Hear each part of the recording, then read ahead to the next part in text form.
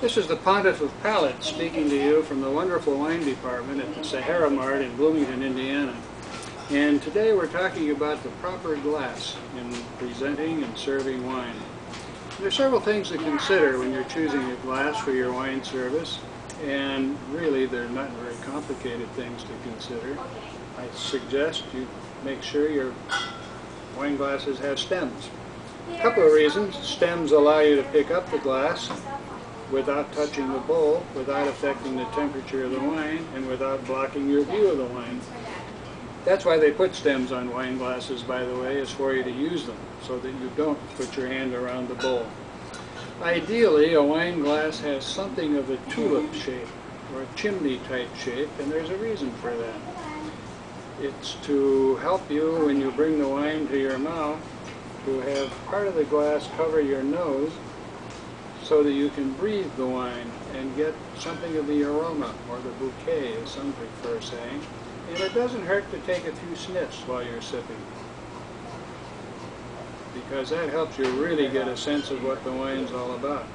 And since I have a red wine in my hand, I should point out that to pour a red wine in a glass, you should pour it about halfway up, maybe a little higher, but not much, because you want some air contact with the wine.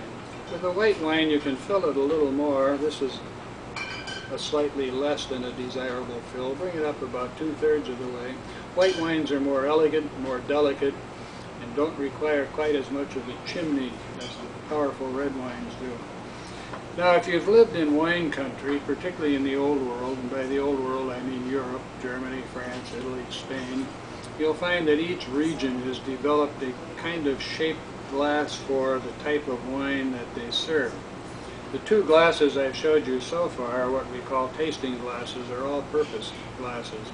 It's correct to serve just about any kind of wine in glasses of this size and this shape, and it won't harm the wine at all, and it does serve you or keep you from having to buy several different types of wine service.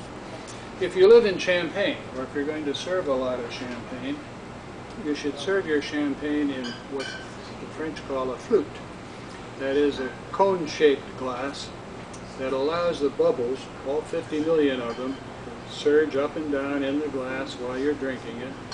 And it's better than the flat glass that you so commonly associate with champagne, because it doesn't allow the bubbles to evaporate and escape right away. So get a cone-shaped glass for your sparkling wines, your champagnes. You know, that flat glass was kind of a vanity glass made for Diane de Poitiers in France in the 18th century. She liked champagne and she liked her figure so well, she had that glass modeled over her left breast. Pretty as it may have been, it's the flute that works best for champagne.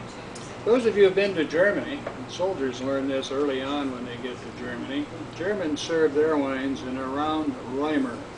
It's called a Reimer because it comes from the Roman days, the Roman occupation of Germany. And it has this thick green stem. Green signifies the Rhine, by the way. And the glass was thick because those Roman soldiers were lusty boys, and they gripped their wine hard and they drank hard. And so you find the Reimer is very apropos for wines made in Germany. On the French side of the Rhine, another green stem, the wines are a little more elegant, a little more delicate, and the glass is smaller and the stem is smaller.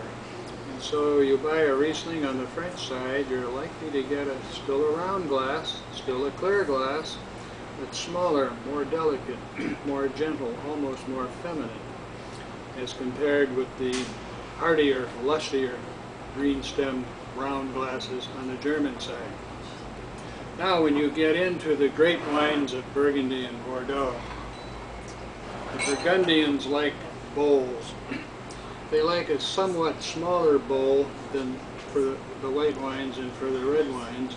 And so you can see this is round, still clear, has a somewhat heavy stem, good for those Chardonnays from Burgundy. But compare it with the balloon for the red wine, a much larger glass, a glass that's made to make you just suck up that smell from the delicate Pinot Noir. A big balloon, a proper glass for a proper Burgundy wine. The Bordelais like their tulips. They're not always this large, but when you have a large wine, you like a large glass. Again, clear, again with a chimney effect. Impossible to bring the wine to your lips without also breathing a bit of it.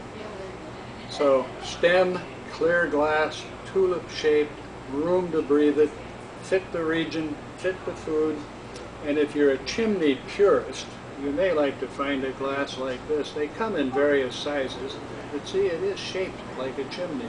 That makes sure that the aroma is channeled right up to where you can find it. They're used both in Burgundy and in Bordeaux and in the Rhone Valley also.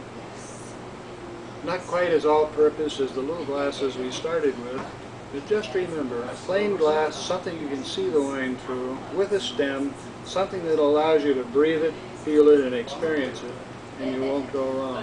What about these new glasses that don't have stems? Well, the pontiff says they're great for Scotch whiskey. He doesn't like them for wine, he still likes his stem.